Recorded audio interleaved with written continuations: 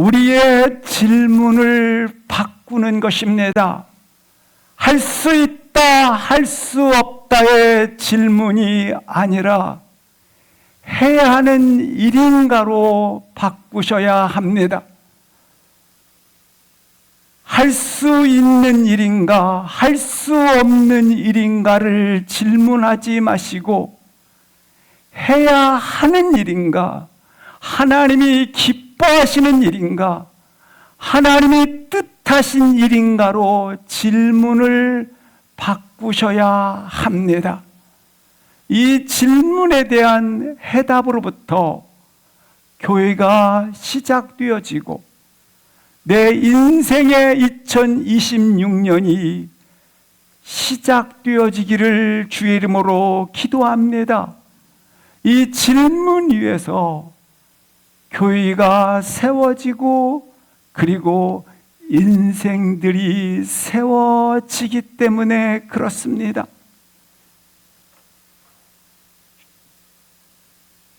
나의 삶에 어떤 질문을 하는 인생입니까? 나의 선택 기준 앞에서 이것을 내가 할 수 있을까? 할 수 없을까? 저울질하지 마세요. 질문을 바꿔야 합니다. 이 일을 해야 하는 일인가? 그러면 불가능해 보여도 마치 도달할 수 없는 비전의 보리처럼 보인다 할지라도 도저히 이룰 수 없는 꿈 같은 일도 반드시 이루어내기 때문에 그렇습니다.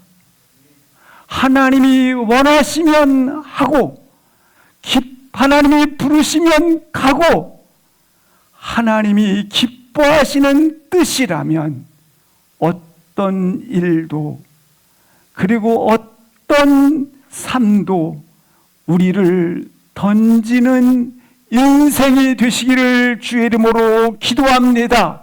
이 거룩한 열망을 다시 한번 우리 속에 품기를 기도합니다.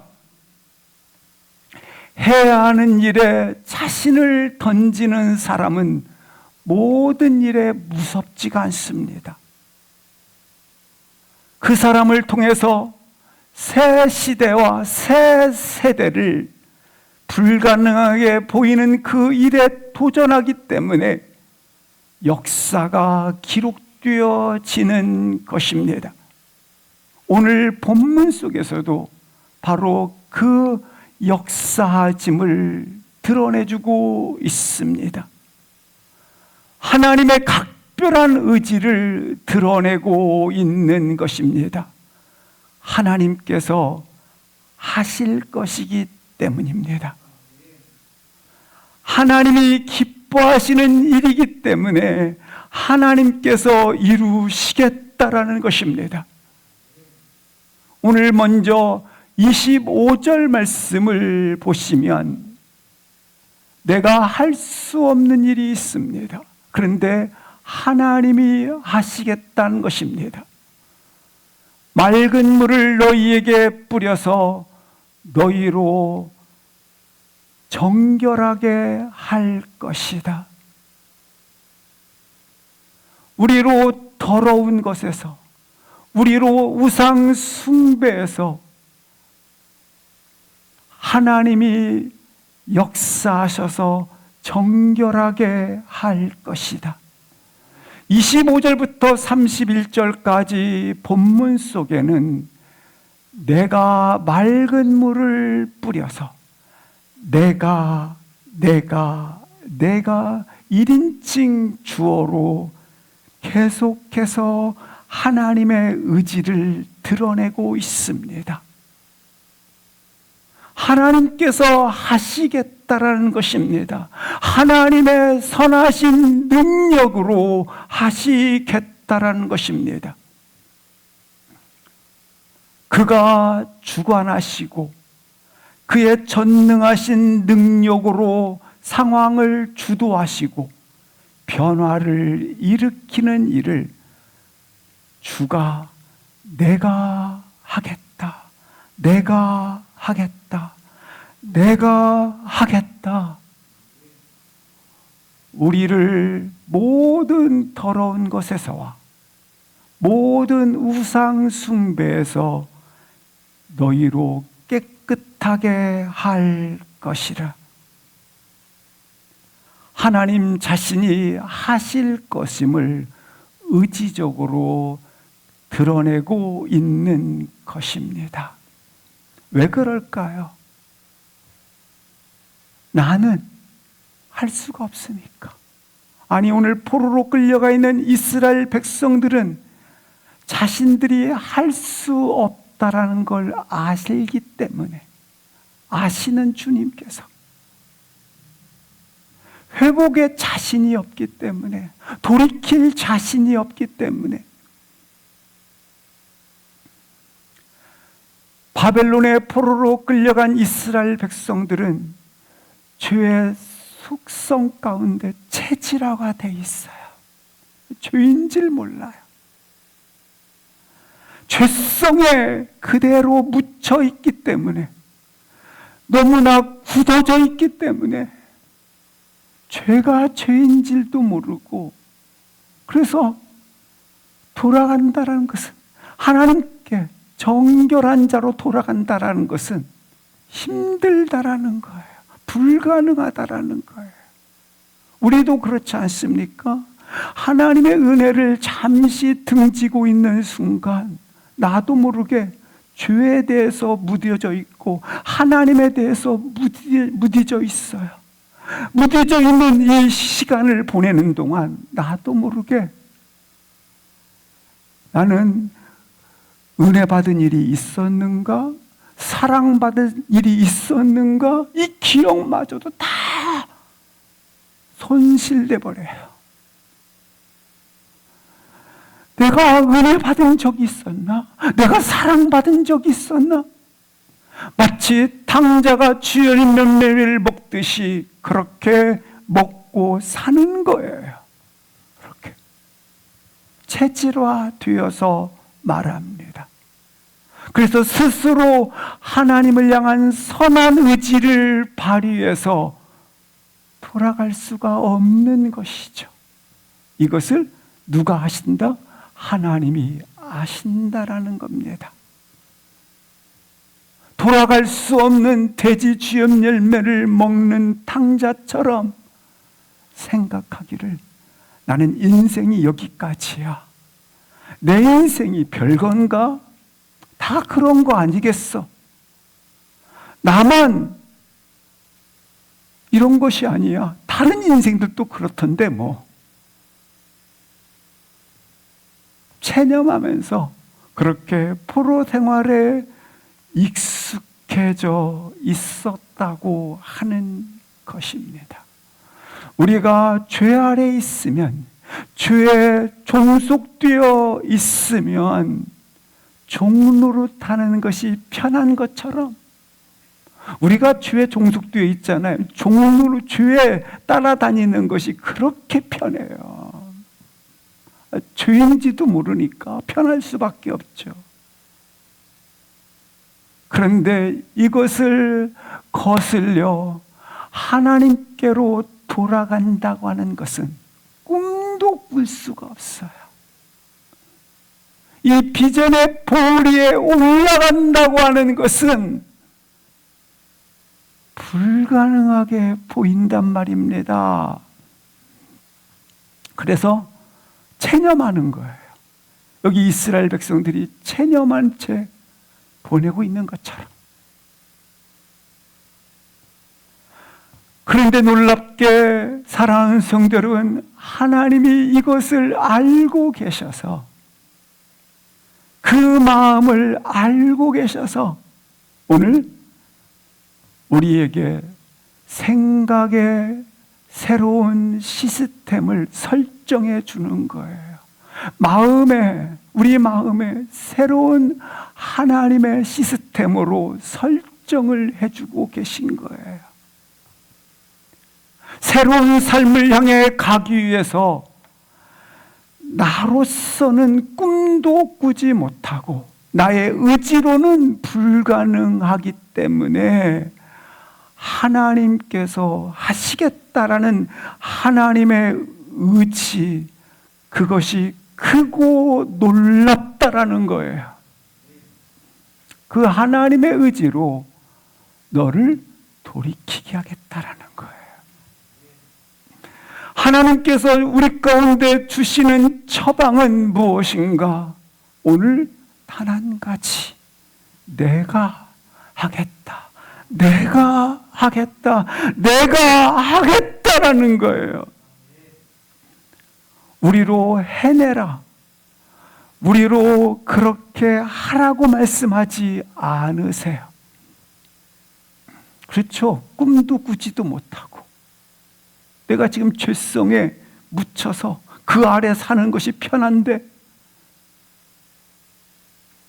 어떻게 새 길을 갈 수 있겠어요? 근데 그런 나를 아시고 그런 이스라엘 백성들을 아시고 내가 하겠다라는 거예요. 하나님께서 하시겠다라는 거예요. 이와 같은 수렁에 빠져 있는 나의 영혼이 자포자기하고 있는데 하나님의 최종적 처방, 내가 너희를 거기에서 건져, 더러운 데서 건져, 우상 숭배에서 건져 너희를 정결하게 하되 정결하게 할 것이라. 그렇다면 어떻게 하나님께서 정결하게 하시는가? 하나님께서 정결하게 하시겠다는데 하나님께서 무엇을 행하셔서 나로 더러운 것에서 건져 죄의 노예와 되어져 있는 그곳에서 건져 나를 정결하게 하시는가? 어떻게? 맑은 물로 깨끗한 물을 너희에게 뿌려서 맑은 물을 뿌릴 것이라는 것입니다. 맑은 물을 뿌려서 너희를 깨끗하게 정결하게 하시겠다라는 것입니다. 그렇다면 이 맑은 물은 어떤 물인가? 민수기 19장 1절부터 9절 말씀을 보시겠습니다. 이 맑은 물을 만드는 과정들이 설명되어 있습니다. 더러운 자를 어떻게 깨끗하게, 부정한 자를 어떻게 깨끗하게 할 것인가에 그 맑은 물을 만드는 정결 예식 가운데 쓰여진 그 물을 설명하고 있는 겁니다. 어떻게 이 물이 만들어지는가? 여호와께서 명령하여 어떤 명령을 하셨는가? 2절 보시겠습니다. 먼저 흠이 없고 아직 멍에 매지 아니한 붉은 암송아지를 끌어오게 하고, 이것은 진영 밖으로 끌어내라는 거예요. 진영 밖으로 끌어내서 5절 말씀을 보시겠습니다. 5절 말씀, 이 붉은 암송아지를 어떻게 하라? 불살라버리는 겁니다. 불살라버려요. 6절 말씀을 보시겠습니다. 불살라서 백향목과 우슬초와 홍색실을 가져다가 암송아지를 사른 불 가운데 던질 것이요. 이걸 던져요? 던졌어요. 9절 말씀을 보시겠습니다. 던지게 돼요. 그 다음에 붉은 암송아지가 있어 재가 남지 않습니까? 이 붉은 암송아지에 남아있는 재를 거두어 진박 정한 곳에 둘지니 이것을 어떻게 하라? 부정을 깨끗하게 하는 물에 만드는 데 쓸 것이다. 그러니까 이 재를 어떻게 하느냐면 흐르는 물 가운데 여기 만들 쓸 것이다. 섞는 것입니다. 그러면 이 물이 만들어지는 과정을 지금 설명해 주고 있어요. 이렇게 해서 물이 만들어진 거예요. 이 물이 어떤 물이다? 깨끗한 물이라는 거예요. 이 정결하게 된 깨끗한 물이 누군 부정한 자에게 부어지면 어떤 일이 일어나는가? 18절 말씀을 보시겠습니다. 부정한 자에게 이 깨끗한 물이 부어지면 어떻게 부어지냐면 여기 우슬추를 취해서 그 물을 찍어 이렇게 부정한 자에게 뿌리게 되면 어떻게 되느냐면 그것이 정결함을 입는다라는 것. 기구라든지 사람이라든지 이것들이 다 정결해진다라는 거예요.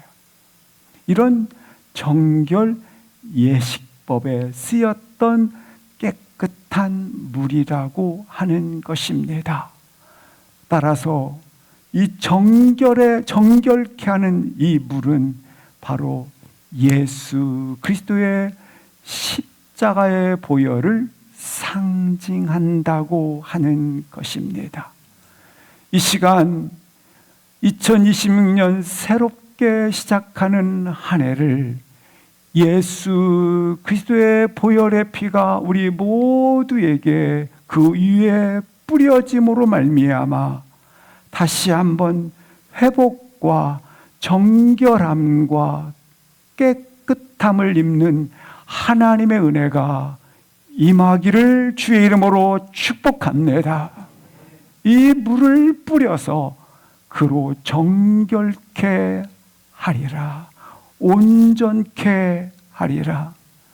우리 인생의 모든 부정함을 정결케 하는 하나님의 처방, 예수 그리스도의 십자가의 보혈, 십자가에 있습니다.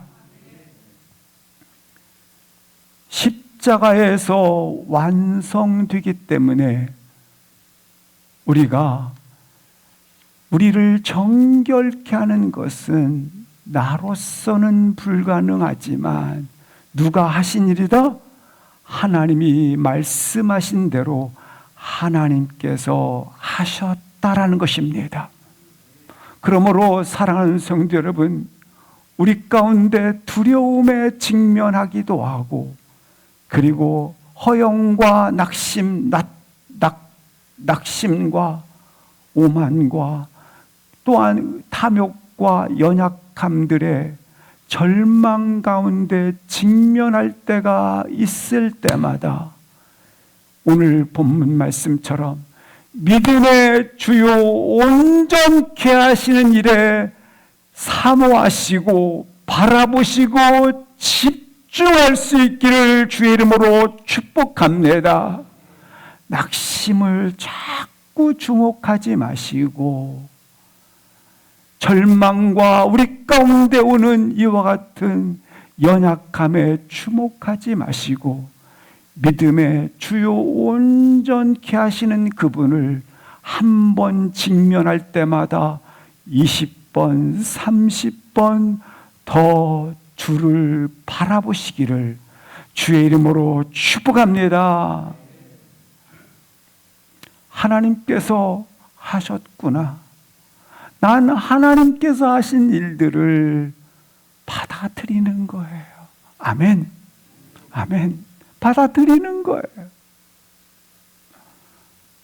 사랑하는 성도 여러분, 오늘 이 보혈의 피가 우리의 영과 육과 심령 위에 뿌려짐으로 말미암아 정결함을 입을 뿐만 아니라 회복과 창대한 일이 일어날 뿐만 아니라 우리의 질병과 우리의 연약함들이 주 예수의 이름으로 끊어지기를 주의 이름으로 축복합니다. 아멘, 아멘.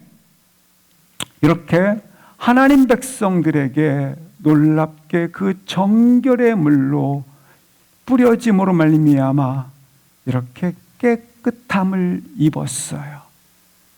그때 하나님께서 하실 일이 어떤 일을 하나님께서 하시는가? 26절, 27절 말씀을 보시겠습니다. 깨끗함을 입은 하나님의 성도들에게 하나님께서 어떤 일을 하시는가? 26절, 27절입니다. 합독하시겠습니다. 시작.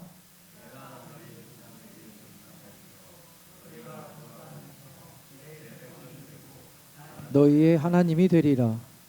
내가 너희를 모든 더러움에서 구원하고 곡식이 풍성하게 하여 기근이 너희에게 닥치지 아니하게 할 것이며 또 나무의 실과와 밭의 소산을 풍성하게 하여 너희로 다시는 기근의 욕을 열국에게 받지 않게 하리니. 아멘. 우리 26절, 27절 김수미 권사님 찾아주셨으면 고맙겠습니다. 잘 됐는데 아까 이렇게 수정을 하다 보니까 이렇게 된 것 같아요. 앞에 처음 시작할 때 25절 다음에 그 다음에 민수기 다음에 26절, 27절 예, 여기 있습니다. 자, 우리 다시 한번 읽겠습니다. 시작. 또 너희 속에 두고 새 마음을 너희에게 주되 너희 육신에서 굳은 마음을 제거하고 부드러운 마음을 줄 것이며 또 내 영을 너희 속에 두어 너희로 내 율례를 행하게 하리니 너희가 내 규례를 지켜 행할지라. 아멘. 26절 말씀을 보시겠습니다. 지금 본문의 26절, 27절 배경은 유다 왕이었던 여호야김 때 바벨론의 느부갓네살 왕이 침공함으로 말미암아 다시 2차 포로로 바벨론에 끌려갈 때 에스겔이 끌려가게 됩니다. 끌려간 에스겔은 약 23년 동안 이 바벨론 땅에서 사역을 합니다. 사역을 했지만 그곳에서 하나님께서 왜 우리 민족을 포로로 끌려오게 하셨는지, 그리고 하나님께서 이제는 어떻게 회복과 축복을 주실지에 대하여 말씀을 하고 있는 장면이 되겠습니다. 왜 포로로 그들이 끌려갔는가? 하나님에 대한 불순종과 불신앙 때문에 끌려가는 결과를 가져왔습니다. 생수의 근원이신 하나님을 잊어버리고 그들은 바알과 아사라의 목상을 섬김으로 말미암아 풍요와 번영과 쾌락으로 눈이 멀어 치닫게 됩니다. 그로 인해 유다 땅은 황폐화되어졌고 열국 가운데 수치를 당하게 됩니다. 한마디로 말하면 조롱거리가 되었도다입니다. 말하자면 하나님을 잊은 그 결과 죄에 빠져서 망했다라는 것입니다. 아니, 완전히 망했다라는 것입니다. 망했어도 정말 수치스럽게 그렇게 부끄럽게 망했다라는 걸 이야기하고 있는 겁니다. 이것이 포로로 끌려가기 이전의 유다 민족이었어요. 그런데 오늘 본문에는 그런 민족이었는데 끌려가서 포로 생활하는 23년 후에 다시 에스겔이 이제 하나님께서 회복과 축복을 부어줄 것이다, 이렇게 지금 예언을 하게 되었다라는 것입니다. 그렇다면 이 회복과 그리고 축복이 있는 것만 진정한 회복인가라는 것입니다. 그들에게 재앙 같은 것들이 불어닥쳐서 삶의 조건들과 삶의 상황들이 다 망했어요. 그들에게 가해졌던 고통과 역경이 이제는 그들 가운데 넘실거려서 더 이상 그들은 아무것도 회복할 수 없는 그와 같은 어둠 가운데 쌓였어요. 그런데 23년이 지난 지금 회복과 축복으로 그 모든 것들을 삶을 달라지게 할 것이다. 제자리를 찾을 것이다.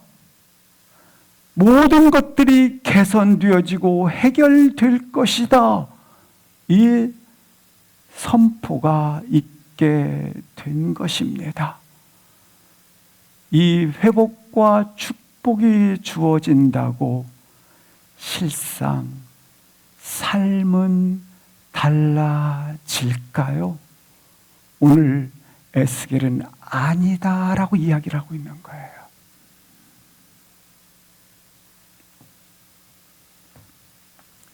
삶의 외적인 조건들과 환경들이 변한다고, 그것들이 좋아졌다고 변화를 일으킬 수는 없다라는 거예요. 왜?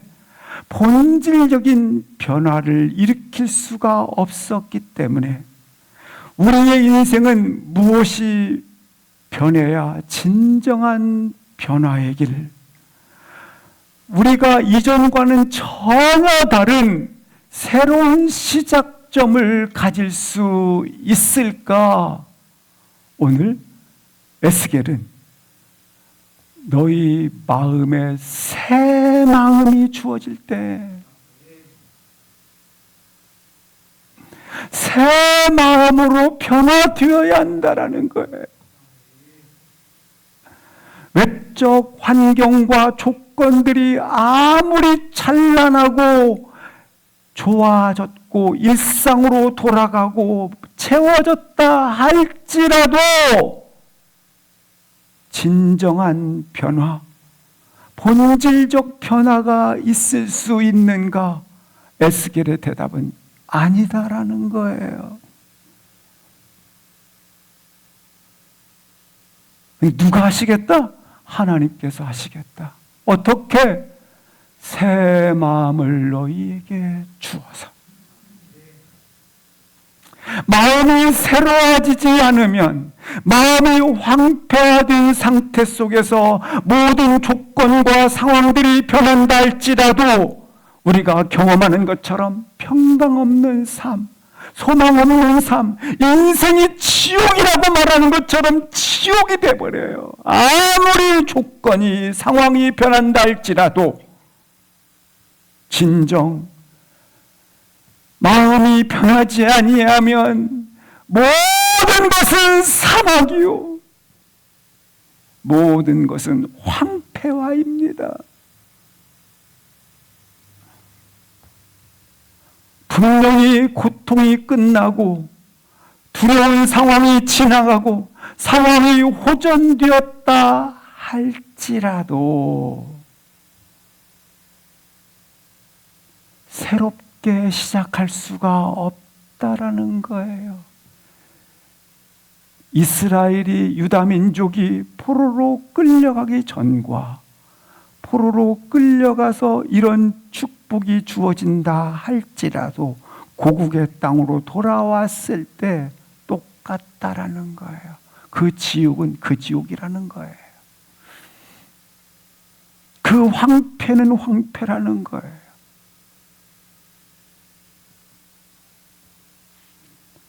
이전과는 전혀 다르지 않는 그런 삶이라고 할 뿐이라는 것입니다.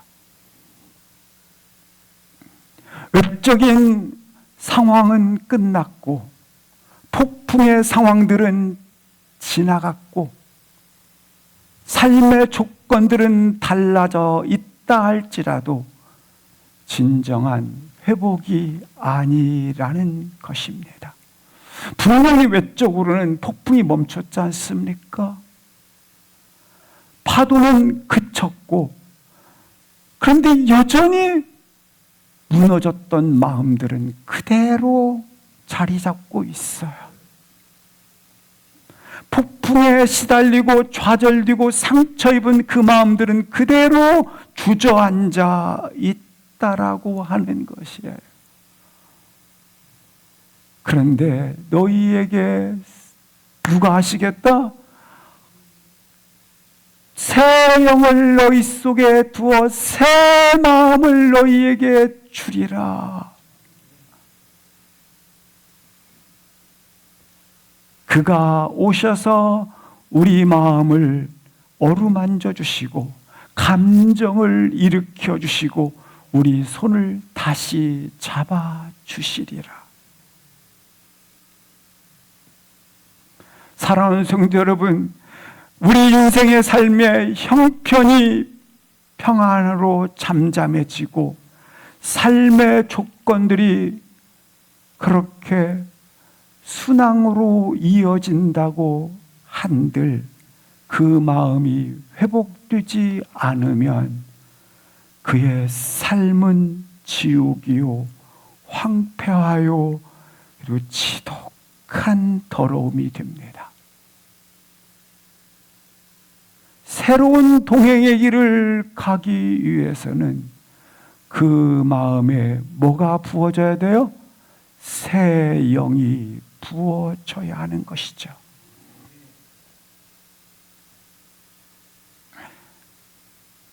그런데 오늘 본문에 하나님께서 그렇게 하셨다라는 거예요. 너희 속에 새 마음을 누가 두셨도다?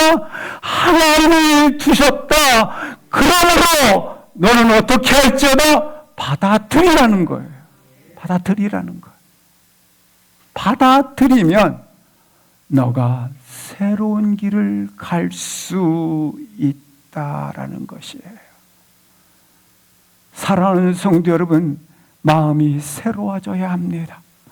달라져야 새로운 시작을 받아들일 수 있게 된 것입니다.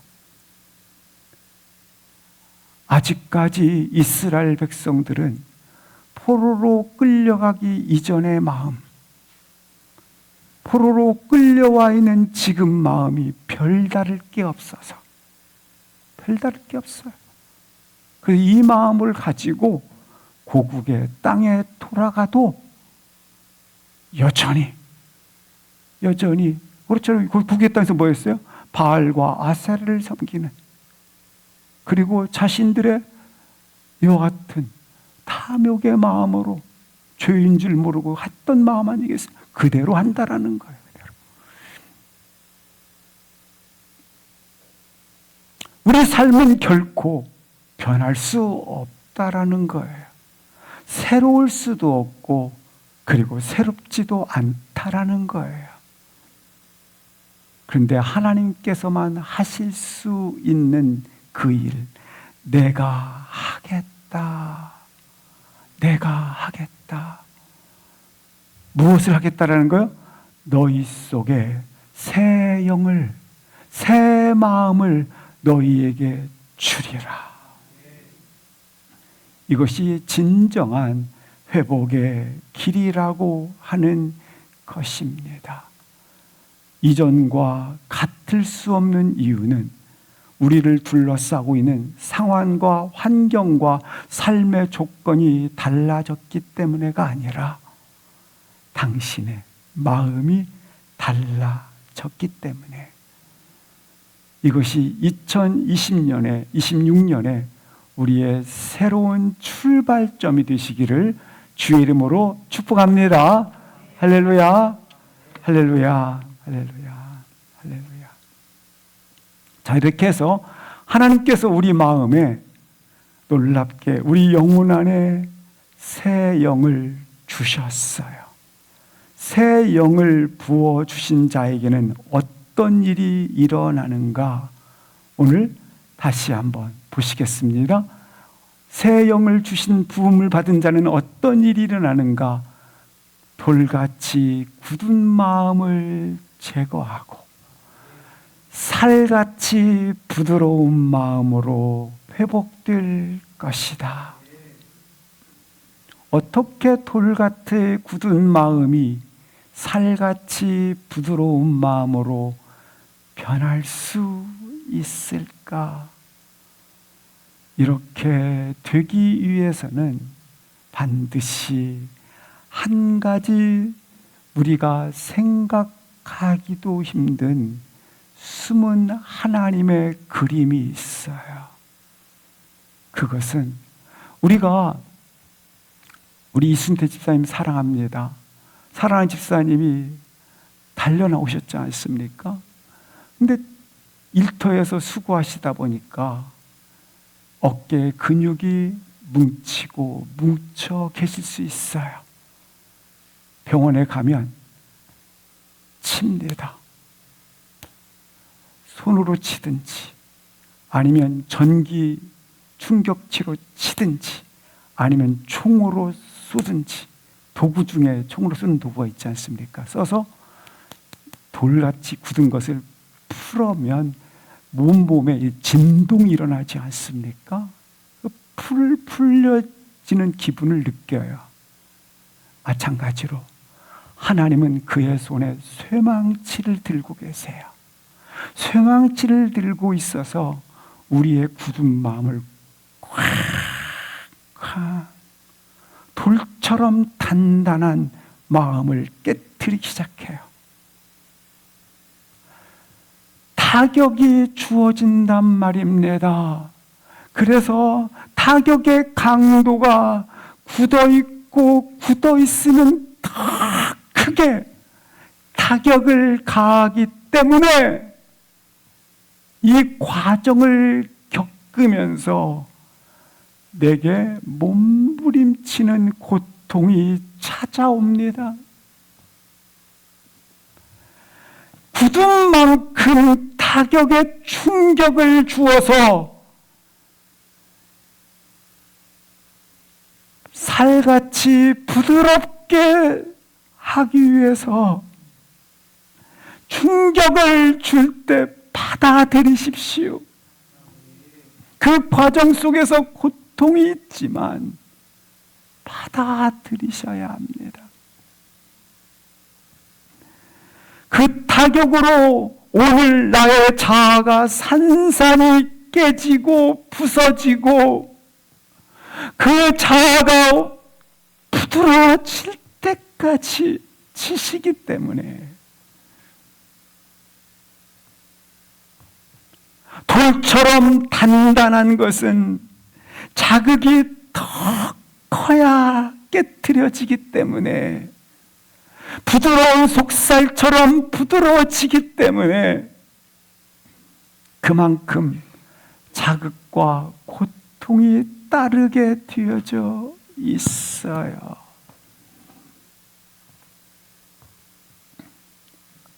하나님께서 우리 가운데 새 마음을 주시기 위해서, 새 영을 부어주시기 위해서 그가 우리 가운데 찾아올 때마다 오늘 이 시간에 찾아왔지 않습니까? 나의 마음을 활짝 열고 받아들이시기를 주의 이름으로 축복합니다. 계산하지 마시고 받아들이시는 거예요. 강팍한 그 마음대로 방치하지 마세요. 강팍한 그 마음대로 나한테 은혜 한번 줘봐라 하지 마시고, 나한테 한번 은혜를 끼쳐봐라 하지 마시고 받아들이시는 거예요. 활짝 여시는 거예요.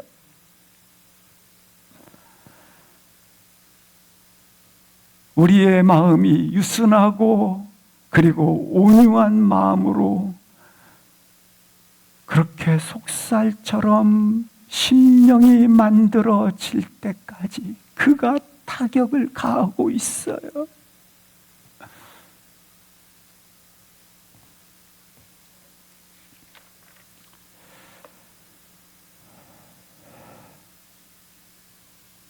오늘 하나님의 손이 나의 인생 앞에 있을 때 마음을 활짝 열고 주님의 다스리심을 영접하시고 그의 주관하심을 고백하시고 그리고 겸손하게 하나님 앞에 엎드리세요.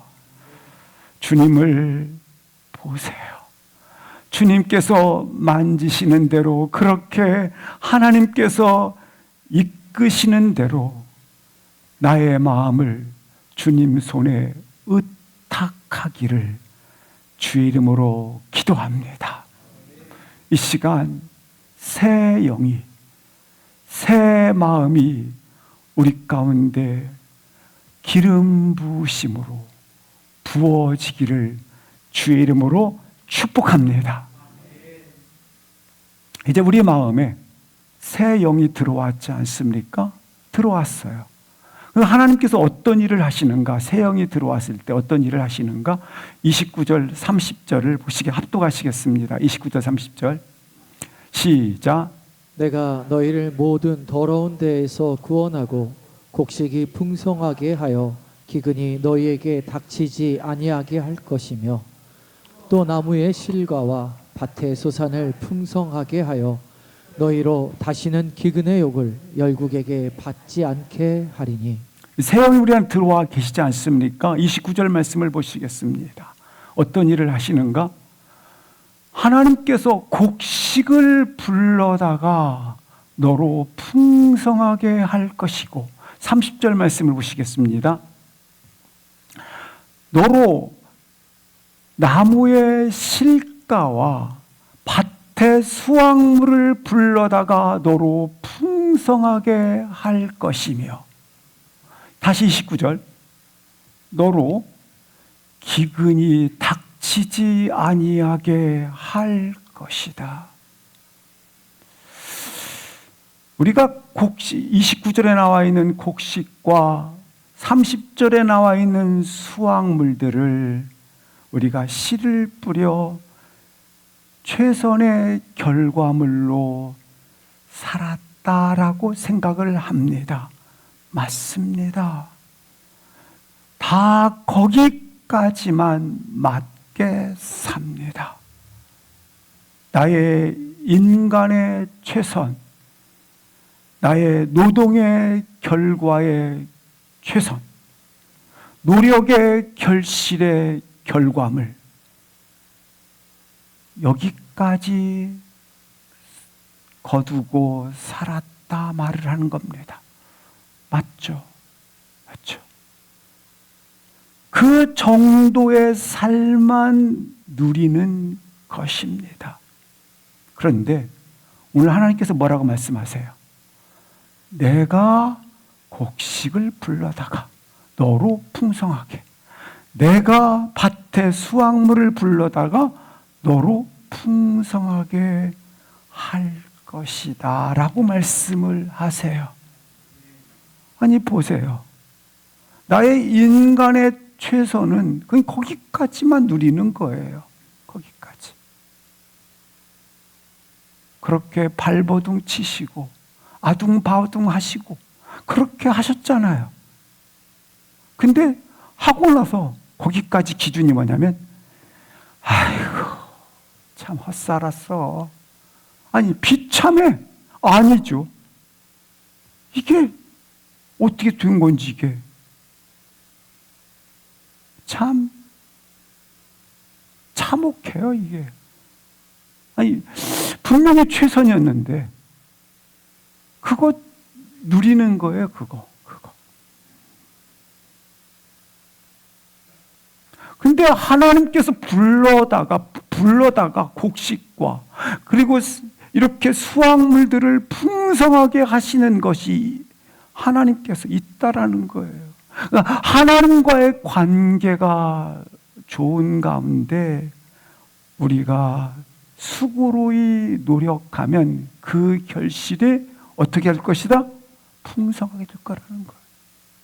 은혜와 축복이 넘쳐나게 될 것이라는 거예요.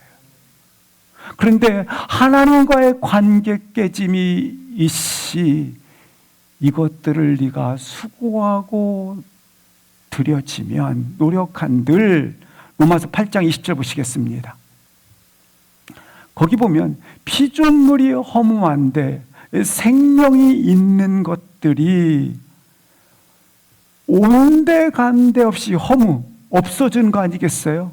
생명이 있었는데 이것들이 온데간데 없이 허무한 죽음으로 완전히 휩쓸려 버렸도다. 그런데 이걸 누가 하셨느냐? 굴복하게 하시는 이로 말미암으니라.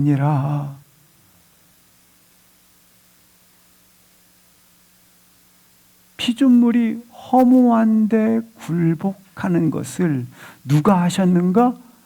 관계 깨짐이 있게 되면 이 모든 것들이, 생명 있는 것들이 다 쓸데없이 허무한 죽음 아래 휩쓸려 다닌다라는 거예요.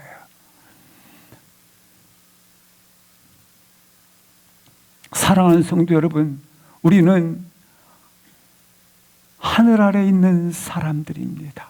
따라서 하늘이 열리지 않으면 이 땅의 수고가 너무나 허무하고, 우리 인생이 하늘 아래 있는데 이 모든 노력과 몸부림들이 비참해집니다.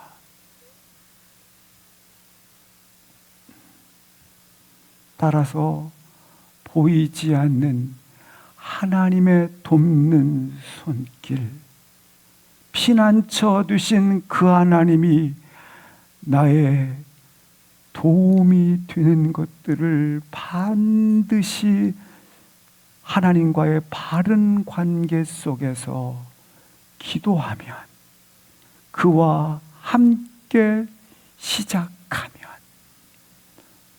이와 같이 놀랍게 풍성하게 평강 가운데 아름답게 열매를 맺게 될 것이라는 것입니다. 우리는 우리가 할 수 있는 일은 해야 돼요.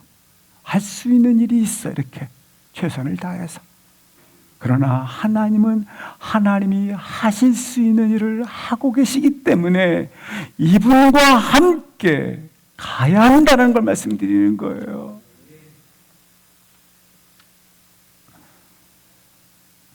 우리가, 저도 이렇게 삶 속에서 기도할 때에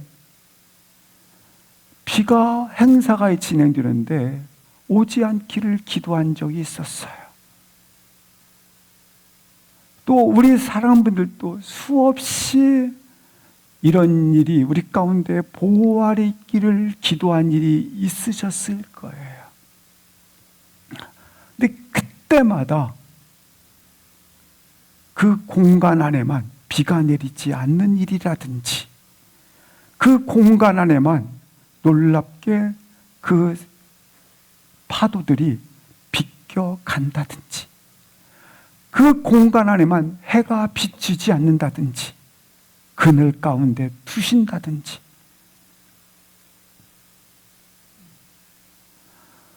인간의 분명히 인력으로 그렇게 인간의 문명과 과학의 기술을 모두 동원해서 할 수 있는 것처럼 한 것보다 하나님이 도우셔서, 나의 간구하는 기도 가운데 도우셔서 한 번 하나님께서 어떤 행사를 치르기 위해서는 국가에서는 몇백 조가 투입되기도 합니다.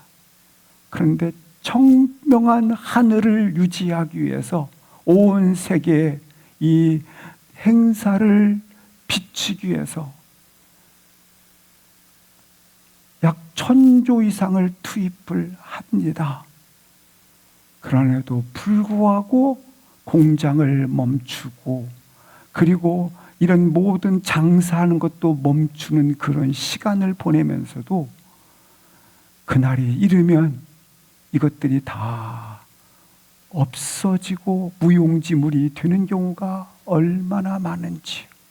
그러나 우리의 기도가 있는 그곳에 하나님께서 우리 인생 속에 놀랍게 하나님의 우리 가운데 주시는 하나님의 놀라운 시스템을 재설정해서 그 비를 멈추게 한다든지, 피하게 한다든지, 역사하게 한다든지, 놀랍게 일어나게 한다든지, 이와 같은 하나님의 한 푼도 들어가지 않는 재정비에 하나님의 설계도가 우리 가운데 다시 한번 설정되어 임하게 될 것입니다.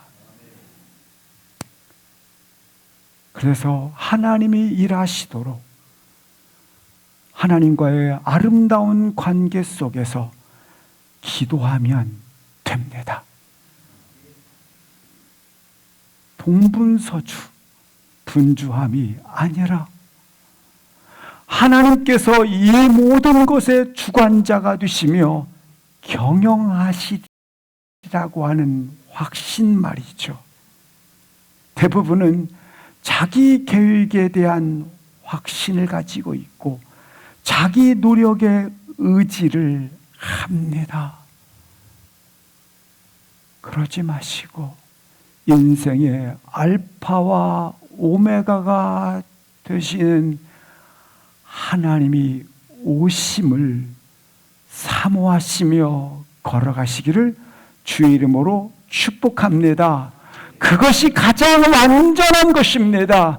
그것이 가장 완전한 은혜입니다. 인생의 노력은 필요해요. 그렇지만 완전하지 않아요. 인간의 능력과 재능 개발은 너무나 중요하지만 충분하지 않습니다.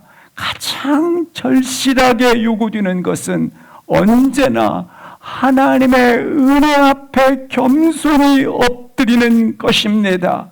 그가 경영자로서 하늘의 문을 닫기도 하고 하늘의 문을 열기도 하시기 때문입니다. 요한계시록 3장 7절 8절 힘차게 읽겠습니다. 시작. 필라델비아 교회의 사제에게 편지하기를 거룩하다 진실하사 다윗의 열쇠를 가지시니 곧 열면 닫을 사람이 없고 닫으면 열 사람이 없는 그이가 가라사 볼지어다 내가 내 앞에 열린 문을 두었으되 능히 닫을 사람이 없으리라. 내가 내 행위를 아노니 내가 적은 능력을 가지고도 내 말을 지키며 내 이름을 배반치 아니하였도다. 3장 7절 말씀을 보십시오.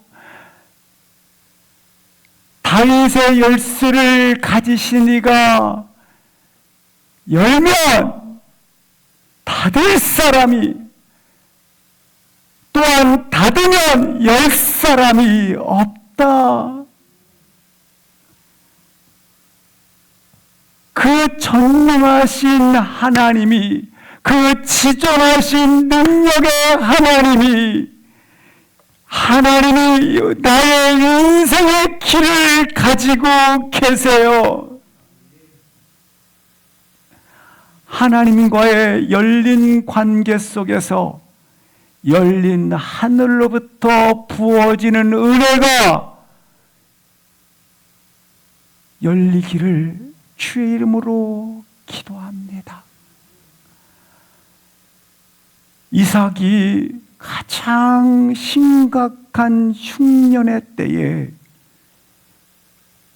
가장 큰 복을 받는 열린 문, 100배의 풍성한 수확물을 하나님이 몰아 오셨고 불러 오셨어요.